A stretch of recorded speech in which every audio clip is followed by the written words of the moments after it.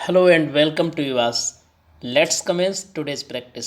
और इस प्रैक्टिस को स्टार्ट करने से पहले ये बात याद रखिएगा, यदि आप एक इंग्लिश के लिए डेडिकेटेड कैंडिडेट हैं तो इस चैनल को सब्सक्राइब कर लीजिए, बेल आइकॉन प्रेस कर दीजिए ताकि आपको समय पर नोटिफिकेशन मिलते रहे। सभी साथी लाइक शेयर और कमेंट ज़रूर करें सो दैट हमारा भी मॉरल बूस्टअप होता रहे। आइए शुरू करते हैं आज की धुआंधार 50 क्वेश्चंस की marathon practice. So let's commence. आइए, हमारे सामने क्वेश्चन नंबर 1 आ चुका है और ये क्वेश्चन क्या कह रहा है इसको ध्यान से आप देखेंगे। क्वेश्चन नंबर 1 कह रहा है, according to the Bible it is meek and humble who shall inherit the earth.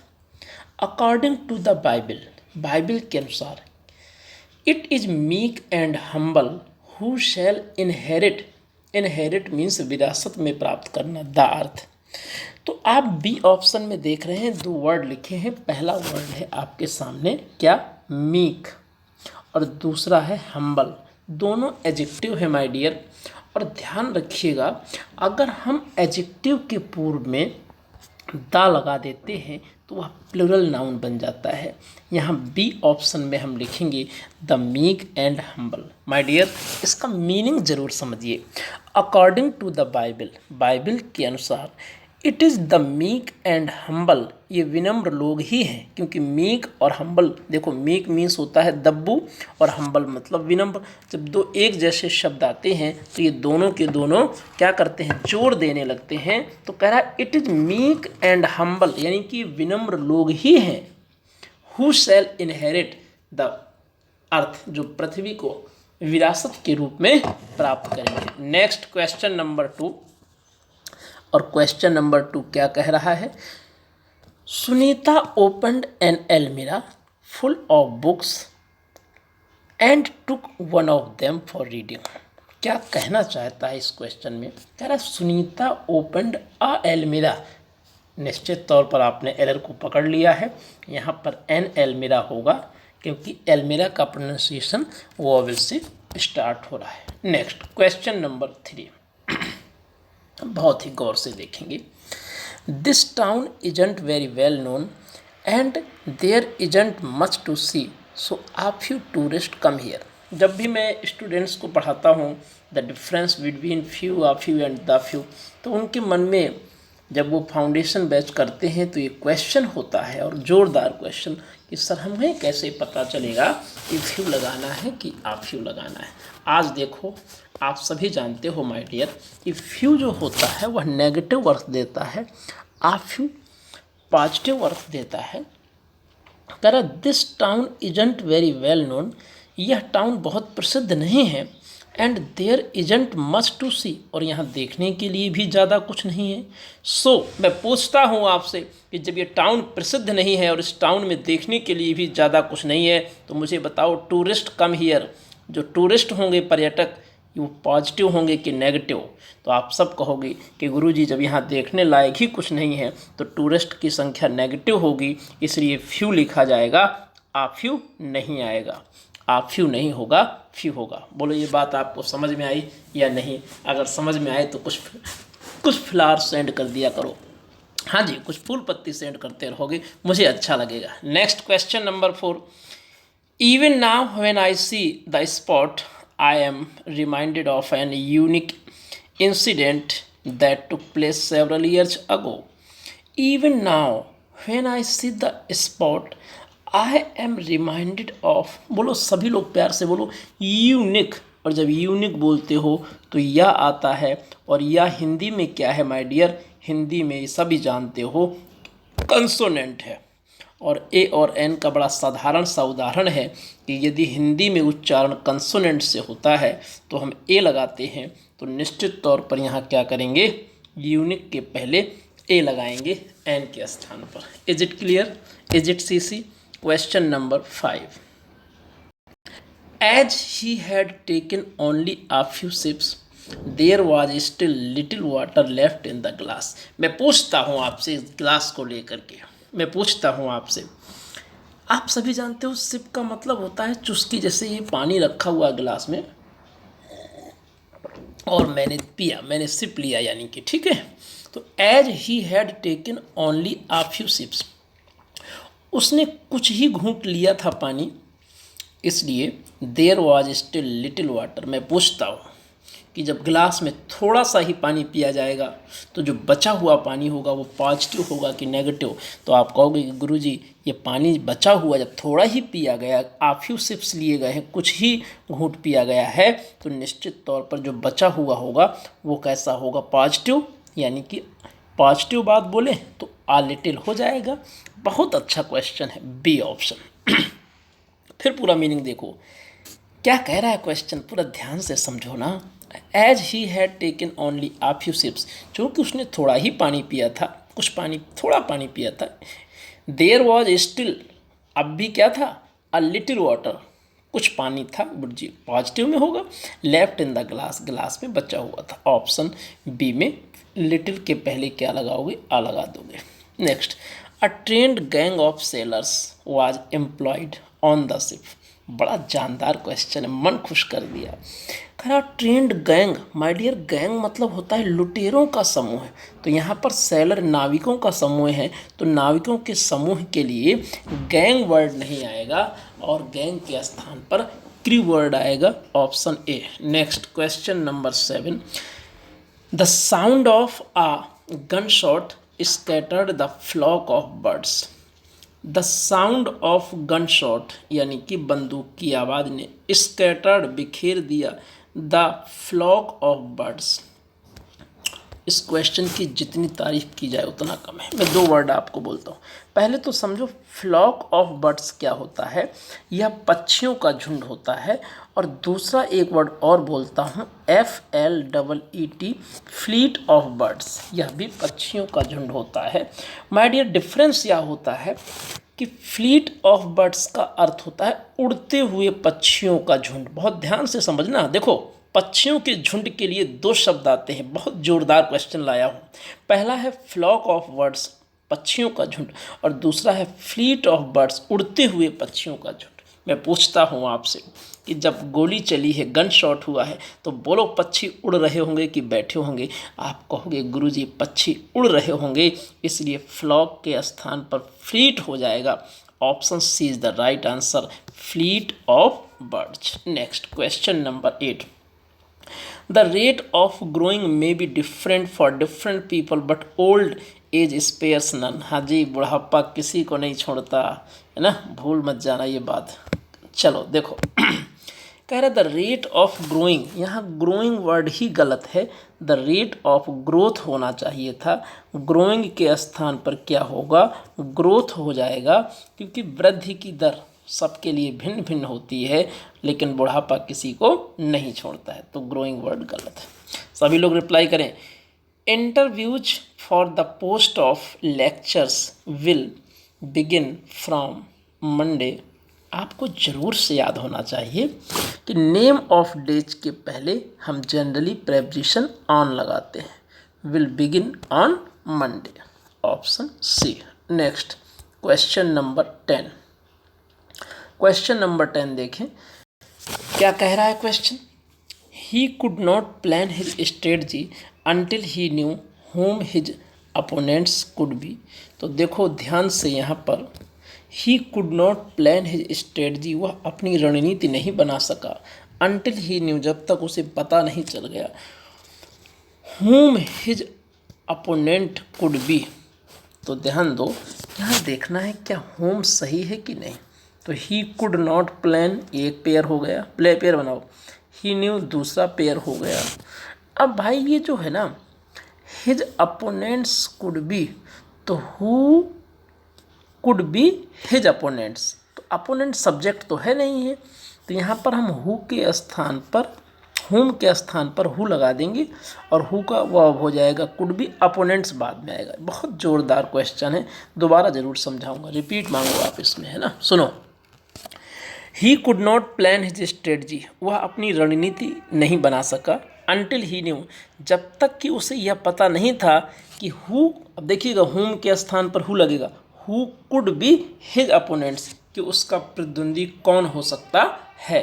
Who के स्थान पर माय डियर, हुम के स्थान पर हु होगा और कुड बी के बाद आएगा his opponents, is it C C? Next question number 11 देखो, it is not difficult to believe that a man who has lived in this city for a long time, he will never feel at home anywhere else in the world. It is not difficult to believe, ऐसा विश्वास करना कठिन नहीं है, that a man who has lived in this city for a long time, वह व्यक्ति जो शहर में लंबे समय रहा, he will never feel at home, उसे कहीं अच्छा नहीं लगेगा anywhere else in the world, संसार में। हाँ जी, प्रयागराज शहर ही ऐसा है तो कह सकते हो। क्या आपने इसका आंसर पकड़ लिया? अगर पकड़ लिया तो शाबाश, और नहीं पकड़ा तो ध्यान से सुनो, मज़े की बात सिखाता हूँ। यहाँ पर माय डियर ए के आमैन के स्थान पर दामैन होगा। अब आप पूछोगे कि गुरुजी ये दामैन क्यों हो गया? तो एक सिंपल ट्रिक देता हूँ, कोई भी नाउन हो, ठीक है, और उसके बाद सब्जेक्ट प्लस वर्ब आ जाए तो उस नाउन से पूर्व दा लगा देना। देखो यहाँ पर हु हैज़ लिव्ड, हु क्या है? सब्जेक्टिव केस का काम करता है, यानी सब्जेक्ट है। हैज़ लिव्ड वर्ब है। मैन नाउन है, और नाउन के बाद सब्जेक्ट वर्ब आया तो इस नाउन से पहले दा लगेगा। बोलो ट्रिक अच्छी लगी कि नहीं? बोलो ना। ऑप्शन बनेगा A is the right answer. Next question number 12। As it was Rajan's first interview, he dressed him in his most formal suit. यहाँ पर छोटी सी एरर है लेकिन काम की। आप गौर से देखो और खुद बताओ कि क्या होना चाहिए। क्या ऑप्शन बी होगा? यस, एकदम सही जवाब है। हिम के स्थान पर हिमसेल्फ होगा। As it was Rajan's first interview, चूँकि यह राजन का पहला इंटरव्यू था। ही ड्रेस्ड हिमसेल्फ, है ना, उसने उसको नहीं स्वयं को ड्रेस पहनाया होगा, ड्रेसअप किया होगा in his most formal suit. Option B यहाँ पर हिम के स्थान पर हिमसेल्फ हो जाएगा। Myself and Gopalan will take care of the function on Sunday. My dear याद रख लो आज ऑप्शन ए में कभी भी माई सेल्फ अकेले नहीं आता। क्यों? आई लिख दो, आई माई सेल्फ सही हो जाएगा।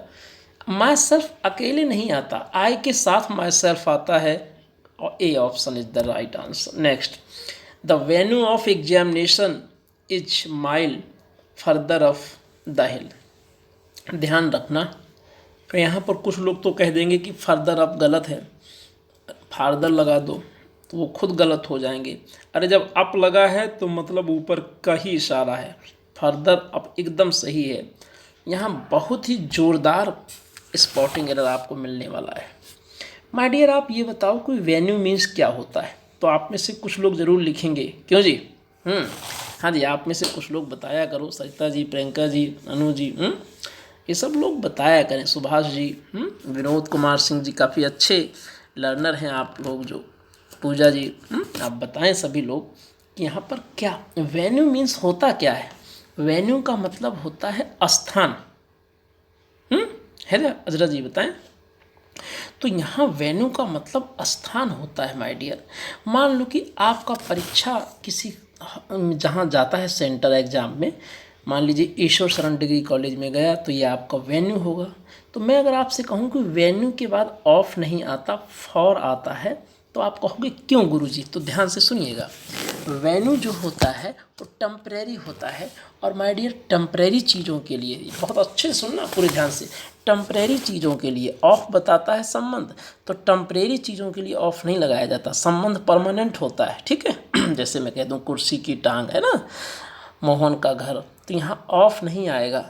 जब संबंध हमारा टेम्परेरी होता है, काम चला वो उद्देश्य पूर्ति के लिए, तो फॉर लगाते हैं, तो लिखेंगे द वेन्यू फॉर एग्जामिनेशन, परीक्षा के लिए स्थल, क्योंकि ये परमानेंट तो है नहीं है, पता लगे अगली बार कहीं पेपर और हो जाए, तो ऑप्शन ए लगेगा। बहुत जानदार क्वेश्चन है, आप खुद कमेंट करके बताओ कि है कि नहीं है। Next question number 15। The engineer came out to a novel solution which may even reduce on daily energy consumption। यहाँ novel एडजेक्टिव है या नाउन? आप बताएं सभी लोग, आप सभी लोग बताएं कि नॉवेल यहाँ पर क्या है, एडजेक्टिव है कि नाउन? चलो इस बात को छोड़ देता हूँ, आप कमेंट बॉक्स में बताइएगा लास्ट में। The engineer came out with पूरा फ्रेज होता है केम आउट विद मीन्स सफल होना। तो यहाँ पर हम लिखेंगे the engineer came out with a option is the right. Next, the detective says that there is no chance for finding the person who wrote these letters. क्या कह रहा है क्वेश्चन, पकड़ो थोड़ा। The detective says that there is no chance, detective कह रहा है कि कोई अवसर नहीं है, फॉर फाइंडिंग द पर्सन, उस व्यक्ति को पकड़ने के लिए, हु रोट दीज लेटर्स, जिसने ये पत्र लिखे। तो आप बताओ कि एरर कहाँ है। 16 नंबर क्वेश्चन में आप बताइए कि द डिटेक्टिव सेज कौन सा टेंस है, प्रेजेंट, देयर इज कौन सा टेंस है, प्रेजेंट, तो यहाँ भी माय डियर प्रेजेंट होगा, हु हैज़ रिटन, रोट के स्थान पर हैज़ रिटन हो जाएगा, क्या, हैज़ रिटन।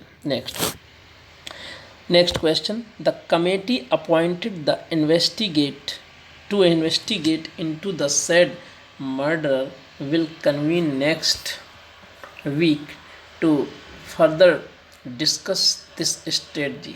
आइए देखें, the committee appointed to investigate into the said murder, समिति ने नियुक्त किया टू इन्वेस्टिगेट, जांच करने के लिए, इनटू द सेड मर्डर, क्या, इनटू द सेड मर्डर, कथित हत्या में, सेड मतलब कथित, विल कन्वीन, यह प्रदान करेगा, सुविधा देगा, विल कन्वीन नेक्स्ट वीक, अगले सप्ताह से ये कार्य करेगा, टू फर्दर डिस्कशन, तो यहाँ ध्यान दो, अग्रिम चर्चा के लिए, दियर स्ट्रेटजी। बताओ एरर कहाँ पर है। The committee appointed to discuss into, तो आपने निश्चित तौर पर कैच कर लिया होगा कि कमेटी नहीं अपॉइंट हुई होगी, कमेटी अपॉइंट की गई होगी, तो पैसिव बनेगा the committee was appointed, A option. Next, Dr. Edison has been trying to develop a medicine for diabetes for the last 10 years. Dr. Edison has been trying, present perfect continuous, to develop a medicine for diabetes for the last 10 years. क्या इसमें कोई error है? इसमें कोई error नहीं, no error. He fixed a metal ladder for the wall below his window so as to be able to escape if there was a fire। बताएं कहाँ पर एरर होगी। My dear, he fixed a metal ladder, उसने सीढ़ी लगाई, तो सीढ़ी अगर वॉल में लगाओगे तो उसके फॉर नहीं, अगेंस्ट होगी, क्या होगी, अगेंस्ट हो जाएगी, option B is the right answer. Next question number 20, a large scale exchange of nuclear weapon will produce unprecedented amounts of radiation that can penetrate into the biological tissue। अच्छा question है। A large scale exchange of nuclear weapons will produce, क्या उत्पन्न करेगा, unprecedented, अप्रत्याशित, amounts of radiation that can penetrate, जो प्रवेश कर सकता है, into the biological tissue, यानी कि बायोलॉजिकल टिश्यू में प्रवेश कर सकता है। थोड़ा गलती पकड़ने का प्रयास करें। A large scale exchange of nuclear weapons will produce unprecedented amounts of radiation that can penetrate into, तो यहाँ पर जब हम पेंट्रेट का प्रयोग करते हैं, ठीक है, तो इनटू कोई गति का भाव तो है नहीं, इसलिए इनटू नहीं आएगा, option C. It is not possible for me to exchange the goods once the sale has been completed. It is not possible for me to exchange the goods once the sale, अब देखिएगा, has been completed, तो यहाँ पर कहाँ error है, इस point को पकड़ो। It is not possible for मी, यह मेरे लिए संभव नहीं है, यह मेरे लिए संभव नहीं है। देखिएगा क्वेश्चन, यह मेरे लिए संभव नहीं है टू एक्सचेंज द गुड्स, सामान बदलना, once the sale is completed, यहाँ हैज बीन की आवश्यकता नहीं है क्योंकि वंस आया है एक बार सेल पूरी हो जाने पर। Next, several prominent figures involved in the scandal are required to appear to the investigation committee. Several prominent figures involved in the scandal are required to appear to the investigation committee. Appear before the investigation committee, to के स्थान पर before होगा, option C is the right answer. Next, to transport goods by sea is cheaper than land, यहाँ पर preposition की mistake है, then by land होगा, ठीक है। जैसे बाय सी है वैसे बाय लैंड, बाय सी का मतलब समुद्र मार्ग और बाय लैंड मीन्स स्थल मार्ग। Next, 24, it is easy to see that a lawyer's demeanour in court may be prejudicial against the interest of his client. It is easy to see, ऐसा देखना आसान है, that कि a lawyer's demeanor, क्यों, क्या एक वकील का आचरण इन कोर्ट न्यायालय में may be prejudicial, वो पक्षपाती हो जाए, against the interest of his client, अपने क्लाइंट के इंटरेस्ट के विरुद्ध। तो यहाँ देखें थोड़ा कहाँ पर एरर है, may be prejudicial against the, तो प्रेजुडिशियल के बाद अगेंस्ट नहीं आएगा, टू आएगा, to the interest of the client, option C. Young children should not sit close to the TV sets as it affects on their eyes. Young children should not sit close to the TV set as it affects on their eyes. Affect means प्रभाव डालना, और प्रभाव डालने के बाद preposition on नहीं आएगा। Next, option क्या बनेगा, C is the right answer. Next question number 26, some animals are much more capable than humans for perceiving certain kinds of stimuli which may precede earthquakes. Some animals are much more capable than, तो much more capable than humans for perceive certain kind of stimuli which may precede earthquakes। बताएं यहाँ पर क्या error है, सभी साथी बताएं कि इसमें एरर क्या है, क्या एरर आपको लग रही है। 26 क्वेश्चन आप सभी लोग बताएंगे। He reminded me my childhood days, he reminded me of my childhood days.